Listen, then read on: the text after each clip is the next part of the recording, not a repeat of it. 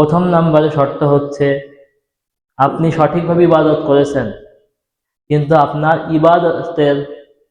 ইবাদত সঠিক হয়েছে, সব ঠিক আছে, সালাতের নিয়ম পদ্ধতি সময় সব ঠিক আছে, কিন্তু আপনার আকীদার ভিতরে গলদ আছে, তাহলে আপনার সেই ইবাদত কি কবুল হবে?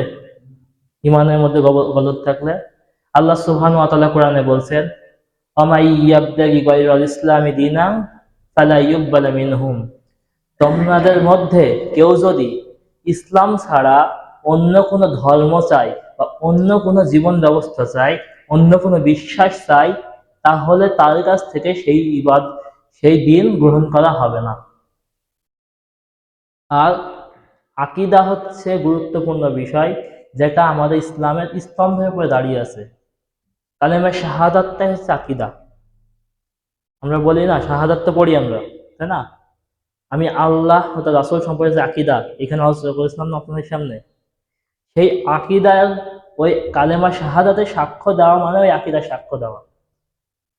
এজন্যই ইমাম বুখারী রাহিমাহুল্লাহ তার অধ্যায় রচনা করেছেন তার বুখারীর মধ্যে, বাবু কওলুন নবী সাল্লাল্লাহু আলাইহি ওয়াসাল্লাম বুনিয়াল ইসলাম আলা খামসিন, যে এই অধ্যায় হচ্ছে এই সম্পর্কে আল্লাহ রাসূলের কথা, ইসলাম 5টি বিষয়ের উপরে প্রতিষ্ঠিত। ওয়া হুয়া কওলুন ওয়া ফেলুন ওয়া ইয়াজিদু ওয়া ইয়ানকুসু, যে ঈমান হচ্ছে যা কথা এবং কাজের সমন্বয়, যা আল্লাহর আনুগত্যে বৃদ্ধি পায় আর পাপের কারণে কমে যায়। ঈমান বাড়ে এবং কমে, এটি আরেকটা আকীদা। আল্লাহ যদি কখনো সুযোগ দেয় আমি ওই ব্যাপারে আপনাদের সামনে আলোচনা করবো যে ঈমান বাড়ে এবং কমে। তো এই 5টি স্তম্ভ কি?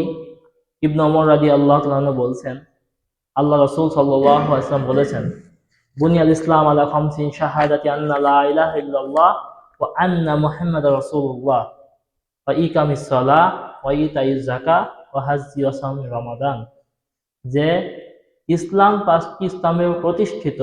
প্রথম নাম্বার হচ্ছে এই সাক্ষ্য দেওয়া যে আল্লাহ ছাড়া সত্য কোনো ইলাহ নেই এবং মুহাম্মদ সাল্লাল্লাহু আলাইহি সাল্লাম আল্লাহ রাসূল। এটা অন্তরে বিশ্বাস করলেন, মুখে স্বীকার করলেন। এবার তাহলে আমলগুলো কি কি? সালাত, সিয়াম, যাকাত, হজ। বুখারীতে আরেকটা হাদিস এসেছে, ইবনে আব্বাস রাদিয়াল্লাহু তাআলা বর্ণনা করেন, তখন আল্লাহ রাসূল মুআজ ইবনে জাবাল রাদিয়াল্লাহু তাআলা আনহুকে ইয়ামানে পাঠালেন শাসক হিসেবে।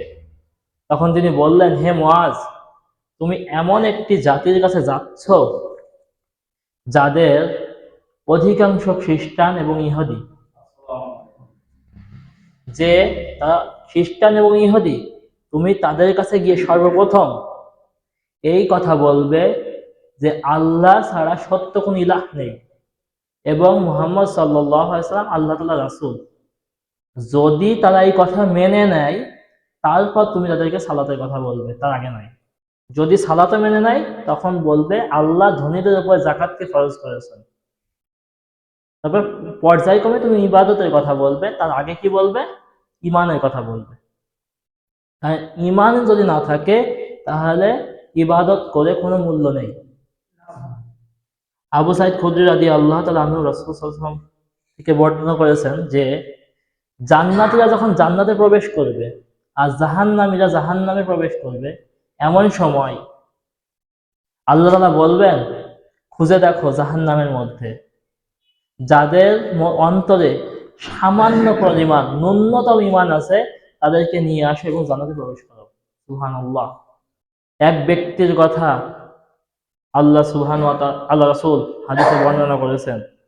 আব্দুল্লাহ ইবনে আমর রাদিয়াল্লাহু তাআলা থেকে বর্ণিত, তিনি বলেন, রাসূল সাল্লাল্লাহু আলাইহি ওয়াসাল্লাম বলছেন, কিয়ামতের দিন আল্লাহ এক ব্যক্তিকে ডাকবেন, ডেকে তাকে তার সামনে 99টি পাপের দস্তর খুলে দেবেন এবং এই দস্তরগুলো হবে একটা একটা এত বড় যে তার চোখ একবারে সে চোখ দিয়ে খালি চোখে যতদূর দেখতে পাবে ঠিক কতদূর পর্যন্ত বড় বড়, আর প্রত্যেকটা থাকবে পাপে ভর্তি।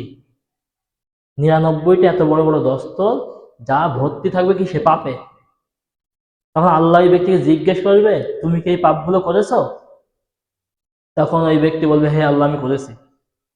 তখন বলবে, তুমি কি কোনো কারণ আছে তোমার যে এই পাপগুলো করেছো, কোনো অজুহাত আছে? তখন সেই ব্যক্তি বলবে, না আল্লাহ, আমার কোনো অজুহাত নেই।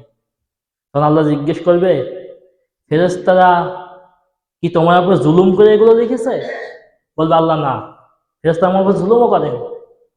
তখন বলবে, তাহলে তোমার কি এমন ভালো আমল আছে যার কারণে তুমি বেঁচে যাবে? তখন তখন ওই ব্যক্তি বলবে, কোনো ভালো আমল নেই। তখন আল্লাহ বলবেন, আমার কাছে তোমার একটা ভালো আমল আছে। তখন আল্লাহ সুবহানাহু ওয়া তাআলা ছোট্ট একটি কাগজ বের করবেন, হাদিস এসেছে একটা কাগজ বের করবেন।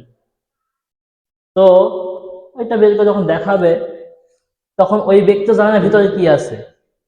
তখন ওই ব্যক্তি বলে, আল্লাহ, এই এত পাপের সামনে এই কাগজটা কি হবে? তখন আল্লাহ সুবহানাহু ওয়া তাআলা ওই কাগজটা এক পাল্লায় দেবে, আর ওই পাপগুলো এক পাল্লায় দেবে। আল্লাহর অশেষ রহমতে কাগজের পাল্লাটা বেশি ভারী হয়ে যাবে। কারণ কি, ওই কাগজের মধ্যে লেখা ছিল, আশহাদু আল্লা ইলাহা ইল্লাল্লাহ ওয়া আশহাদু আন্না মুহাম্মাদুর রাসূলুল্লাহ। শুধুমাত্র আল্লাহ সম্পর্কে সঠিকভাবে আকীদা পোষণ করার কারণে একটা ব্যক্তি এত পাপ করেছে, তারপরেও ওই ব্যক্তির গুনাহ মাফ হয়ে গেল। কারণ কি, আকীদা আর শাহাদাতের সাক্ষ্য। তাহলে আমাদের শাহাদাতের সাক্ষ্যটা সঠিক করে নিতে হবে এবং আকীদাটা বিশুদ্ধ করে নিতে হবে। যারা খুতবা গত কয়েকদিন ধরে শুনছেন, তাদের সামনে আমি আকীদা ক্লিয়ার করেছি। তো আমরা ওই বিশ্বাসের ভিতরে থাকার চেষ্টা করব এবং আল্লাহ সুবহানাহু ওয়া তাআলা আমাদের জন্য দ্বীনের পথে রাখেন, এই দোয়া আল্লাহর কাছে করব।